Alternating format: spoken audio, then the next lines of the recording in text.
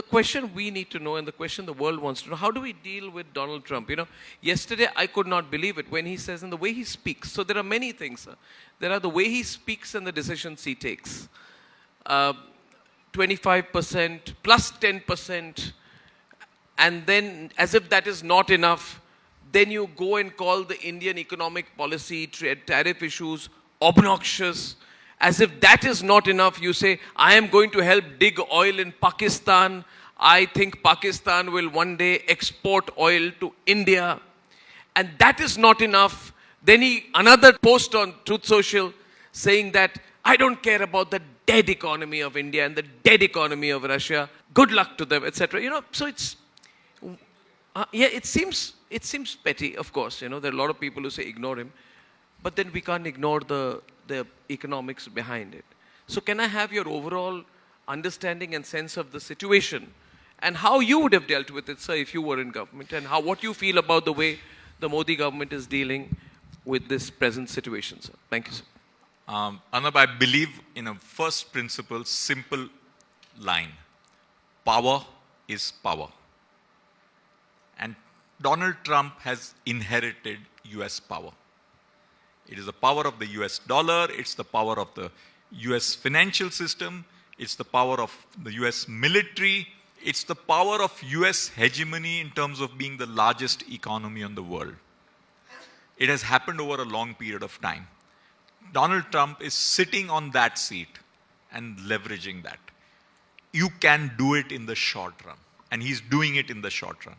I genuinely believe over time, there's a very important aspect of trust. Why do people put money in dollars? They trust it. And trust takes a long time to build, but can be eroded very fast. And I genuinely feel that the approach which the US has taken may serve it in the short run. But in the long run, it will have a price which the United States of America will pay to the world. And I genuinely feel the US in many ways is playing into China's hands. And what we have to watch out for is in this battle, we are still an emerging power. There is a large power which is the US, the second largest power which is China.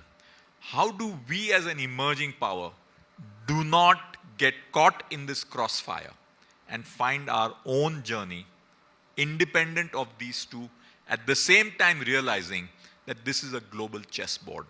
One of our challenges is we have a certain important agenda, which I always call is the domestic political economy. Political agenda, yes, yes. And then there is a global agenda. At times, the narratives between the two have to be distinct.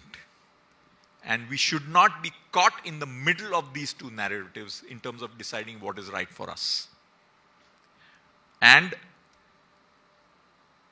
Donald Trump knows what India does not like. He has kept on poking that, hyphenating Pakistan and India, because he knows what is irritating Indians. We should not fall to his bait. We should be clear that there are areas we may have to agree. And there are areas we will have to take a position. But either way, I think we've also got to be clear. The man has huge ego. Yeah, we know Somebody is going to take care of that. And make sure that we are playing to it in a manner which is not inconsistent with our domestic objectives. But playing to his ego is an important part of the narrative. You're seeing a world of strong men, okay? And in many countries. And you just saw the way he annihilated Europe in the negotiation. Europe gave away a lot, had to say zero duty for US goods into Europe against 15% duty on European goods into US. I don't think Europeans are happy, but they gave in. The only people who are standing tough against Trump at this stage, and I'm keeping India as a separate discussion, is China. Because China has something to give. US needed the rare earths. US needs things from China because otherwise their domestic economy slows down. Therefore, I am a genuine believer that Finally, power is power, and India has to dramatically increase its speed for building our raw power.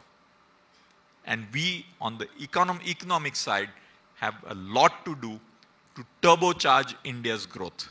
What do we have leverage with vis-a-vis Trump? There must be something he wants from us. Now, we can't give in on everything on agriculture because we have our own domestic interests, not just our domestic politics to take care of, and he's pushing agriculture. He's pushing dairy products. We have our farmers, we have our Amul, we have our local interests, which we also need to protect. How do we balance it out? Because he's going to be unrelenting here on. And how much can this hit India if this continues unresolved? This is a game of chess. What stops India from posturing for a better economic relationship with China? Our strategic relationship has not been seen to be very good. I'm talking about economic relationship. Can you separate the two? My view is we have to play the cards which will make the US uncomfortable. And economics, China has a $100 billion trade surplus with us. We have taken a strategic call that we will get closer to the US and to that extent be a little distant from China. But if US is going the way it is, we have to find what makes sense for us. Finally, it is self-interest. But if they have a $100 billion trade surplus with us, is it Chinese leverage on us or our leverage on China? But China already has that. They already have it. So aren't we supposed to reduce it? How will you reduce it? Now you will have a challenge. Shouldn't we do that? But that is back to domestic manufacturing. Yes. I mean, India imports Ganeshas and Rakhis. Yes. Shouldn't we stop doing that? But then we have to produce cheaper here. Can we produce cheaper We here? should. And mixers, grinders, Ganeshas, absolutely. Rakhis, everything. What can India do to make things in time, that is return on time invested, and more productively and cheaper? But that will take time. But you have to start. But do we have that time with Trump also breathing down our neck from the other side? What's our choice? What's our choice? Do we have a choice? We have to go whole hog turbocharge. If necessary, the government has to give steroids for building. What steroids would that be? I would say give capital support to mid-sector Do manufacturing. we have that level of capital available? I think the government has to give it out of the budgets. One of the great things India has done in the last few years is phenomenal macroeconomic stability. Great control over fiscal deficit. We got to manage that. I think there have been many areas of success on our macroeconomic side. We have to use that leverage to turbocharge India's businesses. But you're also walking a thin line geostrategically. You mentioned domestic politics to be one thing and international economics on the other. Yeah. May I add a third dimension, which is geostrategic stability? We've been through Operation Sindoor. We don't like the hyphenation with Pakistan. It's unfair. But the fact is that we have a long border with China. We have a long, troublesome border with Pakistan, right? And a line of control. We have to hold our own. We are in no camp, right? And we are still a few years away from getting to that level of defense production and capacity that we should to counter China completely. So what do we need to do? I mean, I think this government's got a lot to do in the next 2 or 3 years. Arnab, the biggest strength India has is its domestic part of the economy.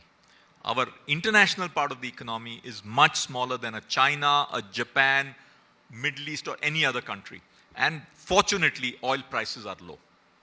So we are in a reasonably good macroeconomic situation. And this is the time to turbocharge at steroids India's domestic economy, finance it, grow it, and relentlessly focus. Keep buying oil from Russia. I don't know the impact of that. That's a matter of negotiation. What would you do? It depends on what the terms of sanction are. So that's a simple trade call. But then you'll spoil the relationship with Russia if you relent there. You have to figure out what it costs. Finally, we have to do our self-interest. Go back to cash flow. How much is the cash flow you'll give up for what? And that's the trade you have to calculate very carefully and very smartly and succinctly. Do you think we are in for rough weather in the next 2-3 years? I would like every Indian to assume we will be in rough weather and prepare to do very well in rough weather.